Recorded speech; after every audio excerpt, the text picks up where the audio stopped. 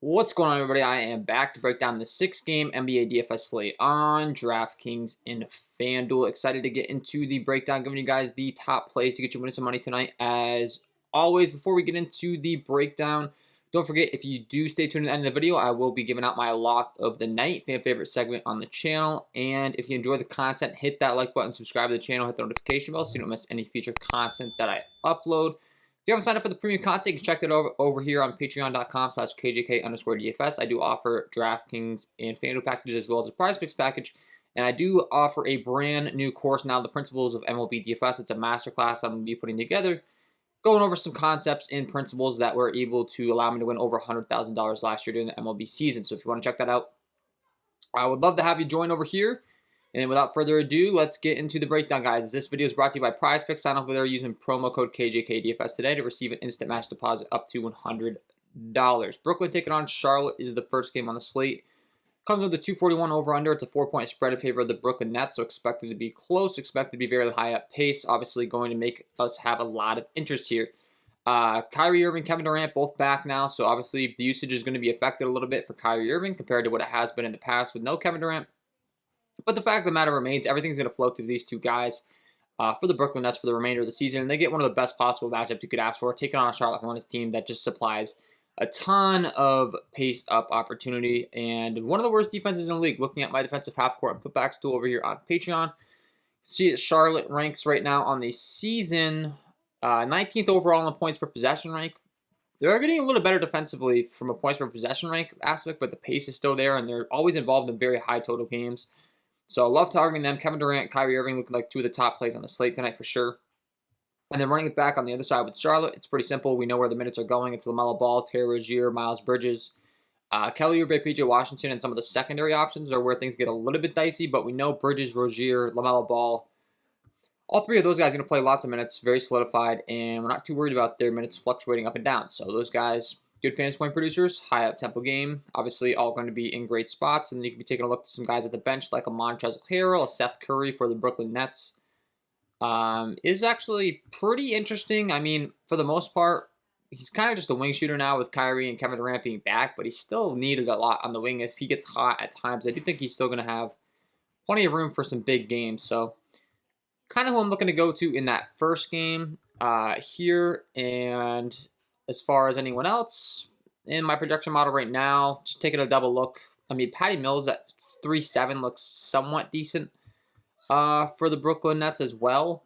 Just cheap enough to where he could get you there in your tournament lineups. But once again, Kyrie Irving, Kevin Durant being back. I mean, his minutes were cut way down last game. So I would not be surprised in the least to see my minutes be cut down in this projection that I have for him right now, and him not be quite as good of a play here. So Cleveland taking on Indiana is the second game on the slate. As far as a total in this one, comes in with a 222.5 over under. It's a 4.5 point spread in favor of the Cleveland Cavaliers.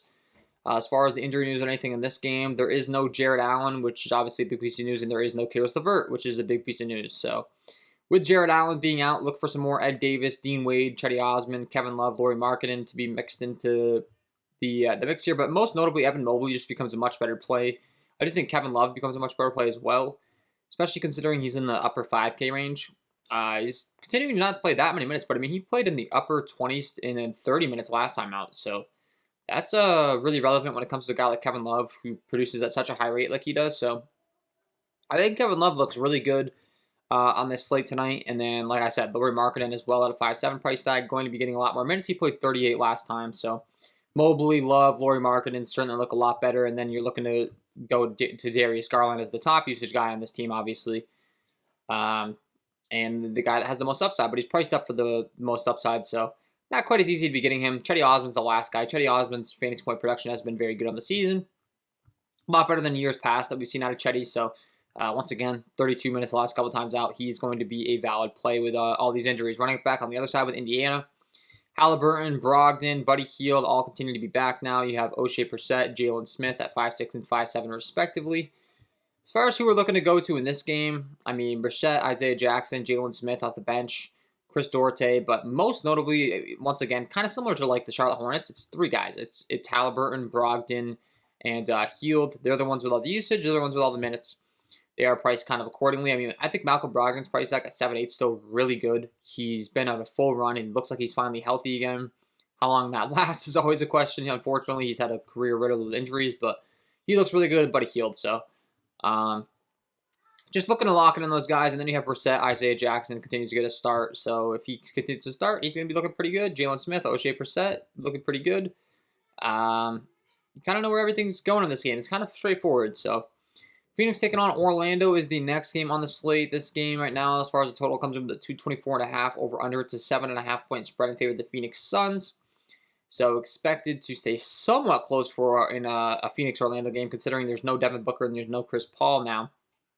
That is obviously huge. Cameron Payne becomes one of the top guys on the slate. The usage is just going to be great. The price tag isn't up enough yet. He's only 5'3". He gets one of the best possible matchups you could ask for, taking on an Orlando squad that looks really bad defensively. When looking at my defensive half-court and putbacks tool here, Orlando on the season is 23rd overall in points per possession rank. They're 20th in half-court points per play rank. So bottom 10 in the league in both ranks. Cameron Payne's just that type of guy. When he gets the opportunity, you're going to want to be capitalizing a lot on it. Same can be said for Mikal Bridges, Jay Crowder, DeAndre Ayton. All these guys just huge bump up in their usage compared to what they typically would see with there being no Devin Booker. Jay Crowder's only 5'1". He put up 37 DraftKings points last time out. He'll look good. DeAndre Ayton at 6'6", just going to be a great play. 44 DraftKings points last time out. Once again, usage will be a lot better here. Mikal Bridges at 6'2". Once again, he's going to play a lot of minutes too. This is a guy that's out on the floor for like all minutes of every game. Very good defender, especially. So if you play on FanDuel, where you get the points for blocks and steals. He's always a guy that I really like to lock in on, getting some exposure to. And overall, the Phoenix side is just going to be looking really good tonight. So definitely want to be prioritizing them. A 116 implied team total for them, dealing with a lot of injuries. I mean, DeAndre Ayton just looks really good here in my projection model. So kind of goes without saying, but really do like DeAndre Ayton for sure. The running back on the other side, they're definitely a lot healthier, but you do have Wendell Carter Jr., Cole Anthony. Jalen Suggs is questionable. If he's indeed out, Gary Harris, RJ Hampton, Markelle Fultz going to see increased roles. But really, with him being out, I think it's a big beneficiary to a Cole Anthony, a Franz Wagner specifically. So those two guys would look like much better plays. They are priced reasonable. They are playing a decent allotment of minutes here. So Wendell Carter and Cole Anthony continue to be the two guys that I really feel the most confident in. They are priced up the most, but not quite as much of a scare when it comes to them as some of these other guys. Markelle Fultz still working his way back from injury. He's been 16, 15, 19 minutes. The minutes just haven't been quite high enough for my liking. I'd rather go to RJ Hampton at 3.8 if he's going to continue to see big minutes. He had 34 last time out, only put up 15 DraftKings points. I would say that's a bit of an outlier. This guy gets 34 minutes again. I find it very hard to believe he won't at least put up in the 20s fantasy points. He's a pretty good fantasy point producer, so. New Orleans Pelicans taking on the Memphis Grizzlies. Next game on the slate comes in with a 231.5 over under. It's a 5.5 point spread in favor of the Memphis Grizzlies. A 118.5 implied team total for the Grizzlies. 113 implied total for the Pels. So pretty fast up-tempo game here, which is automatically going to make us have a lot of interest in the top usage guys, obviously. On the Memphis side, that's going to be John Morant, Jaren Jackson, Desmond Bane. Those three guys really making a lot of sense. John Morant's price tag continues to go up for some reason, even though the production really hasn't been the greatest. So just keep your eyes on that. Jaren Jackson Jr. played 13 minutes last time out in a game where he had 5 fouls again. He just can't keep his hands to himself. If he could just stay out of foul trouble, he'd be a great play. But if he can't stay out of foul trouble, I mean, there's an easy pivot. Just go to Steven Adams. Steven Adams, a great rebounder, great fantasy point per minute producer. And if you don't want to take the risk with a Jaren Jackson Jr., it might make sense to just pivot off him. Desmond Bane at 6'5". Finally starting to see some shots go through the net, which is nice. He's been struggling shooting for quite some time now. So the fact that he's gone up to 36 and 42.5 DraftKings points the last 2 times out does certainly help your case to feel a little bit more confident in him this time around. And then on the Pels side, it's CJ McCollum, Brandon Ingram, Jonas Valanciunas. It's really that simple. It's those 3 guys. Those are the guys I'm looking to lock in on and get a lot of exposure to. And they all are priced pretty reasonable for their roles here. So running it back on the other side, Jonas Valanciunas, you get a bit of a revenge narrative, I suppose, taking on his former team. But anyone else, not looking to get too cute within the rotations that these 2 teams feature. So Milwaukee taking on Oklahoma City. Next game on the slate comes in with a 231.5 over under. It's a 14.5 point spread in favor of Milwaukee. Milwaukee expected to win this one very, very easily, as can be expected. I mean, Oklahoma City's one of the worst teams in the league. Milwaukee's one of the best teams in the league. So a little bit scary going here. I mean, Giannis Antetokounmpo is 12K. We've seen him in previous situations like this be able to go out there and still put up the amount of fantasy points that you need out of him, and he kind of causes the blowout. But it's definitely a little bit concerning that they're this much a favorite. I mean, the blowout's definitely a possibility. If you're playing Giannis on the Milwaukee side, I would highly encourage you to play Shai Gilgeous-Alexander on the other side. Guy's usage has been phenomenal as of late. 33, 37, 30, 38 minutes. He's put up 67, 49, 49, 63 DraftKings points. Starting to get priced up into real stud territory, but for good reason.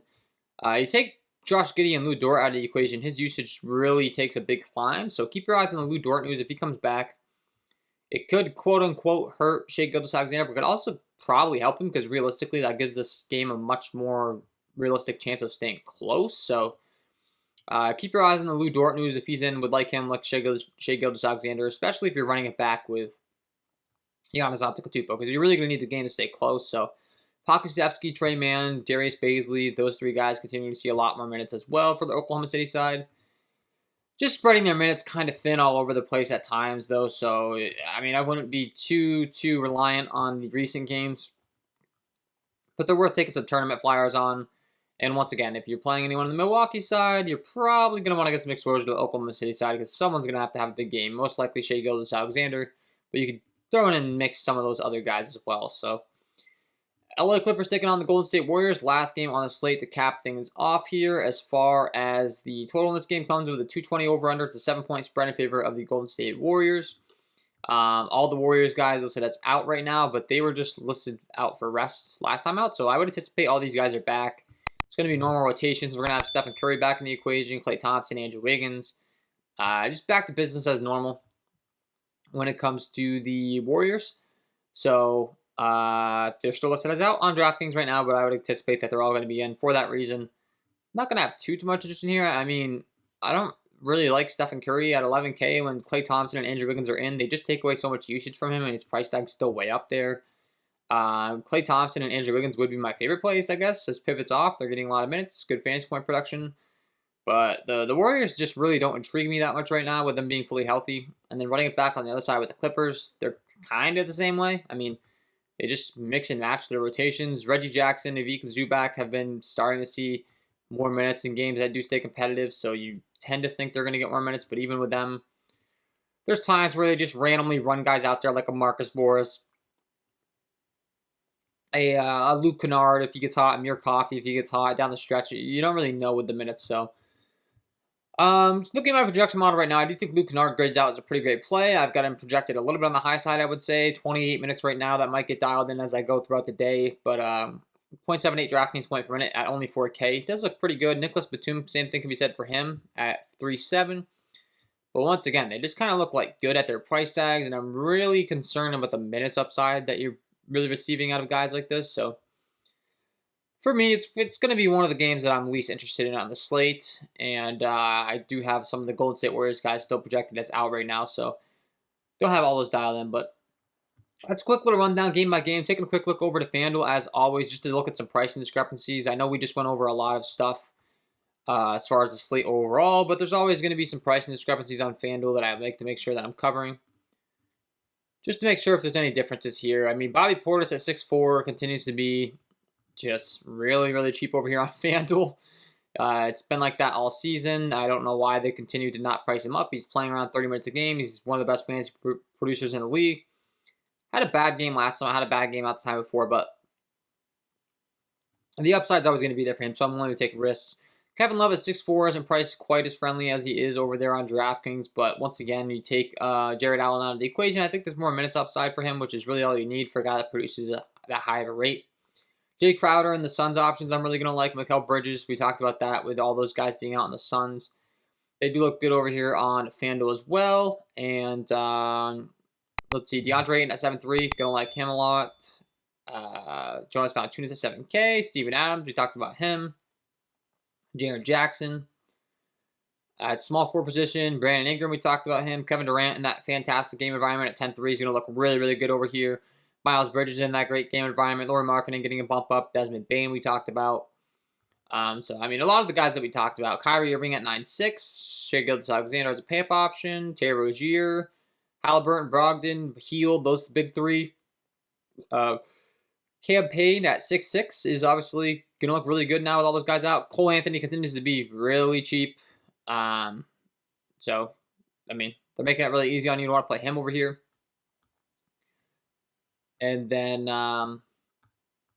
yeah, I do think that's kind of my overall breakdown here as far as on both websites. Before I let you guys go, of course, I got to give you my lock of the night. Quick reminder, if you haven't signed up for the premium content, head on over here, patreon.com/KJK_DFS. That's linked below in the description. You get the DraftKings, the FanDuel, the Prize Picks, the NBA combo. And once again, I am rolling out this Principles of MLB DFS Masterclass that's going to start on April 1st. If you are interested in learning my MLB process, it'll be a one-on-one interactive class, Zoom calls. You can ask questions, and there will be 5 live interaction courses taught by me, myself, and I, giving you the exact process that I used to win over $100,000 last MLB DFS season. So check that out if you're interested. And without further ado, before I let you guys go, I'm going to give you my lock of the night. Let's get into it. And my lock of the night tonight is going to be Cameron Payne. Taking on this Orlando Magic team. No Devin Booker, no Chris Paul, putting up 1.04 DraftKings points per minute on the season as far as FanDuel is concerned. 1.01 FanDuel point per minute on the season. The minutes are going to be way up. The price tag still very reasonable on both websites, especially on DraftKings. Love this spot, taking on this Orlando Magic defense as well. One of the worst defenses in the league. Get him in your lineups because he is my lock of the night. So guys, Cameron Payne, get him in your lineups. Going to be a usage monster now. No Devin Booker, no Chris Paul, and no Cameron Johnson. So don't sleep on that. Love the spot. Fairly obvious, but I mean, you got to be getting him in your lineups. It's going to open up a lot more exposure, and I think he puts up a big score on this great matchup tonight. That's all for me, guys. Hopefully you enjoyed this content. If you did, it would be greatly appreciated if you hit that like button, subscribe to the channel, hit the notification bell so you don't miss any future content that I upload. Wishing you guys all the best of luck on this slate tonight, and we will see you in the next one.